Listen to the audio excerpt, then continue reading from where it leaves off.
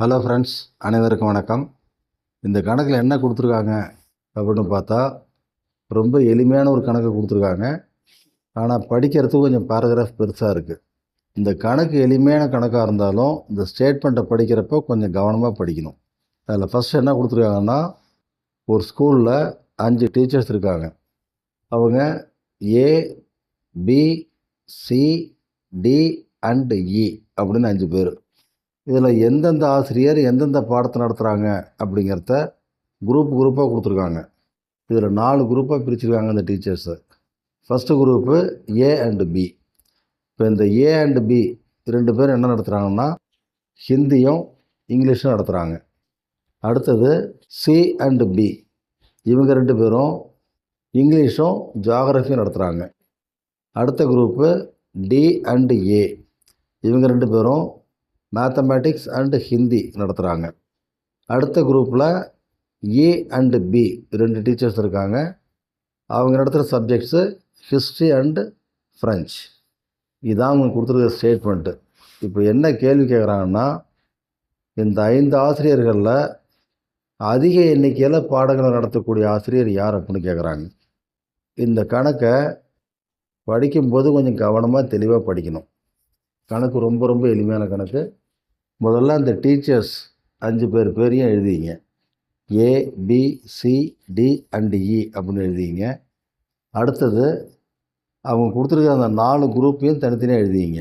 அதாவது first group teachers A and B, அதே போல் second group teachers C and B, அடுத்து third group teachers D and A and the fourth group teachers E and B. இதில் first குரூப்பில் teachers A and B அவங்க 2 பேரும் நடத்துகிற பாடங்கள் Hindi and English. So teacher ஏக்கு நேராக ஹிந்தி அண்ட் இங்கிலீஷ்னு போட்டுங்க. அதே போல் டீச்சர் பிக்கு நேராக ஹிந்தி அண்ட் இங்கிலீஷ்னு போட்டுங்க. ஸோ இதான் உங்களுக்கு ஃபஸ்ட்டு குரூப்பில் அவங்க கொடுத்துருக்கிறது. அடுத்தது சி அண்டு பி, இவங்க 2 பேருக்கான பாடங்கள் இங்கிலீஷ் அண்டு ஜியாகிரஃபி. ஸோ இப்போ நீங்கள் சியை ஃபஸ்ட்டு ஃபில் பண்ணிங்க. இங்கே சியோட பாடங்கள் இங்கிலீஷ் அண்டு ஜியாகிரஃபி. அடுத்தது டீச்சர் பிக்கும் கொடுத்துருக்காங்க. இப்போ இதே இங்கிலீஷ் அண்டு ஜியாகிரஃபியை டீச்சர் பியை நடத்துகிறாரு. நீங்கள் இந்த பாடங்களை டீச்சர் பியில் கணக்கில் சேர்க்கும் பொழுது ஏற்கனவே அவர் இங்கிலீஷ் நடத்திக்கிட்டு இருக்கார். ஸோ அப்போ ஜியாகிரஃபி மட்டும் அதெல்லாம் மென்ஷன் பண்ணால் போதும். அடுத்த குரூப்பு டீச்சர்ஸ் டி அண்டு ஏ, இவங்க 2 பேரும் நடத்துகிற பாடம் mathematics and Hindi. So teacher டிக்கு நேராக மேத்தமேட்டிக்ஸ் அண்டு ஹிந்தி நோட் பண்ணிங்க. பட் அதே மேத்தமேட்டிக்ஸ் அண்டு ஹிந்தியை டீச்சர் ஏயும் நடத்துகிறாரு. அப்போ இந்த பாடங்களை நீங்கள் டீச்சர் ஏக்காக குறிப்பிடும்பொழுது மேத்தமேட்டிக்ஸ் மட்டும் குறிப்பிட்டால் போதும். ஏன்னா அவர் ஹிந்தி ஏற்கனவே நடத்திட்டு இருக்காரு. அடுத்த டீமு இ அண்டு பி, இவங்க 2 பேரும் நடத்துகிறது ஹிஸ்ட்ரி அண்டு ஃப்ரெஞ்ச். இப்போ டீச்சர் இக்கு ஹிஸ்ட்ரி அண்டு ஃப்ரெஞ்சை நோட் பண்ணிங்க. இப்போ இதே ஹிஸ்ட்ரி அண்டு ஃப்ரெஞ்சை டீச்சர் பிக்கு நீங்கள் நோட் பண்ணும்பொழுது அந்த 2 பாடத்தை நீங்கள் அப்படியே நோட் பண்ணிக்க வேண்டியது தான். காரணம், அதுக்கு முன்னாடி அவர் ஹிந்தி, இங்கிலீஷ் அண்டு ஜியாகிரஃபி இது 3 தான் நடத்திட்டு இருக்காரு. ஸோ ஹிஸ்ட்ரி அண்டு ஃப்ரெஞ்சை அவரோட சப்ஜெக்ட்ஸில் சேர்த்து நோட் பண்ணிக்க வேண்டியது தான். இப்போ அதை நீங்கள் கணக்கு பண்ணி பார்த்தீங்கன்னா இந்த 5 ஆசிரியர்களில் அதிகமான சப்ஜெக்ட்ஸை நடத்துகிறவர் டீச்சர் பி தான். So the second option B, that is teacher B is the correct answer. Okay friends, இதில் சின்னதாக இன்னொரு அப்சர்வேஷனும் இருக்குது.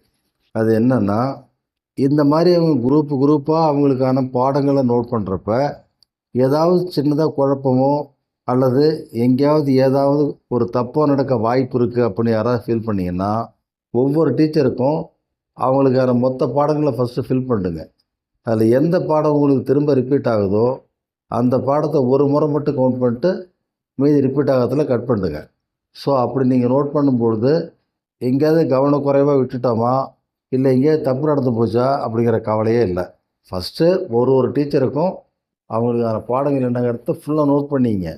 அதுக்கப்புறம் ஒவ்வொரு டீச்சருக்கும் பாருங்கள், ரிப்பீட் ஆகிருக்கிற பாடத்தை ஒரு முறை மட்டும் வச்சுக்கிங்க, மற்ற முறையெல்லாம் கேன்சல் பண்ணுங்க. ஸோ இப்போ அப்படி பார்த்தீங்கன்னா first team teacher A and B என்ன நடத்துகிறாங்க, ஹிந்தி அண்ட் இங்கிலீஷ். இது 2யுமே டீச்சர் ஏ அண்ட் பிக்கு நோட் பண்ணிங்க. அடுத்தது டீச்சர்ஸ் சி அண்ட் பி, இவங்களுக்கான பாடங்கள் English and geography. So teacher சிக்கு இங்கிலீஷையும் ஜியாகிரஃபி நோட் பண்ணிங்க. அதே போல் டீச்சர் பிக்கு same English and geography note பண்ணிங்க. அதே போல் டீச்சர்ஸ் டி அண்ட் ஏவுக்கு மேத்தமேட்டிக்ஸ் அண்டு ஹிந்தின்னு கொடுத்துருக்காங்க. இப்போ டீச்சர் டிக்கு மேத்தமேட்டிக்ஸ் அண்டு ஹிந்தியை நோட் பண்ணிங்க. டீச்சர் ஏக்கும் அதே மேத்தமேட்டிக்ஸ் அண்டு ஹிந்தியை நோட் பண்ணிங்க. இப்போ அடுத்த team teachers E and B, இவங்களுக்கான subjects history and French. So teacher இக்கு ஹிஸ்டரி அண்டு ஃப்ரெஞ்சை நோட் பண்ணிங்க. அதே ஹிஸ்டரி அண்டு ஃப்ரெஞ்சை டீச்சர் பிக்கும் நோட் பண்ணிங்க. இப்போது எல்லாத்தையும் வெரிஃபை பண்ணுங்கள், எந்தெந்த ஆசிரியருக்கு எந்தெந்த பாடங்கள் ரிப்பீட் ஆகுதுன்னு பாருங்கள். அப்படி ரிப்பீட் ஆகிற பாடங்களை ஒரு முறை மட்டும் கணக்கில் எடுத்துக்கங்க. அதன் அடிப்படையில் ஒவ்வொருத்தரும் எத்தனை பாடம் அப்படிங்கிறத ஃபைனலைஸ் பண்ணுங்கள். இதில் பார்த்தீங்கன்னா டீச்சர் ஏக்கு ஹிந்தி 2 தடவை நோட் ஆகிருக்கு. அப்போ ஒரு முறை நோட் பண்ணதை வச்சுக்கிங்க, செகண்ட் டைம் நோட் பண்ணுறதுக்கிறத கிராஸ் பண்ணுங்க. அப்போ டீச்சர் ஏக்கு ஹிந்தி, இங்கிலீஷ், மேத்தமேட்டிக்ஸ் இது 3 சப்ஜெக்ட்ஸ் தான் இருக்குது. அதே போல் டீச்சர் பிக்கு பார்த்திங்கன்னா இங்கிலீஷ் சப்ஜெக்ட்டு 2 முறை வந்திருக்கு. ஸோ அது ஒரு முறை வச்சுக்கிட்டு ஒரு முறை கேன்சல் பண்ணுங்க. மீதி அவருக்கான சப்ஜெக்ட்ஸ் பார்த்திங்கன்னா Hindi, English, geography, history and French. அடுத்தது மீதி 3 ஆசிரியர்களுக்கான பாடங்களை பார்த்திங்கன்னா அதில் எதுவும் ரிப்பீட் ஆகலை. இப்போ இதில் யாருக்கு அதிகமான சப்ஜெக்ட்ஸ் இருக்குது அப்படின்னா ஆசிரியர் பிக்கு தான் இருக்குது. அவருக்கு இங்கே 5 சப்ஜெக்ட்ஸ் இருக்குது. ஆகையினால் இந்த கேள்விக்கான கரெக்ட் ஆப்ஷன் அப்படிங்கிறது ஆப்ஷன் பி, அதாவது ஆசிரியர் பி, 2வது ஆப்ஷன். இதுதான் சரியான ஆன்சர். ஓகே ஃப்ரெண்ட்ஸ், கவனித்தமைக்கு மிக்க நன்றி. அனைவருக்கும் வணக்கம். உங்கள் கருத்துக்களை கமெண்ட் மூலம் சொல்லுங்கள். உங்கள் விருப்பத்தை லைக் மூலம் சொல்லுங்கள். மற்றவர்களின் நன்மைக்காக ஷேர் செய்யுங்கள். எங்களை ஊக்கப்படுத்த சப்ஸ்கிரைப் செய்யுங்கள். அனைவருக்கும் நன்றி.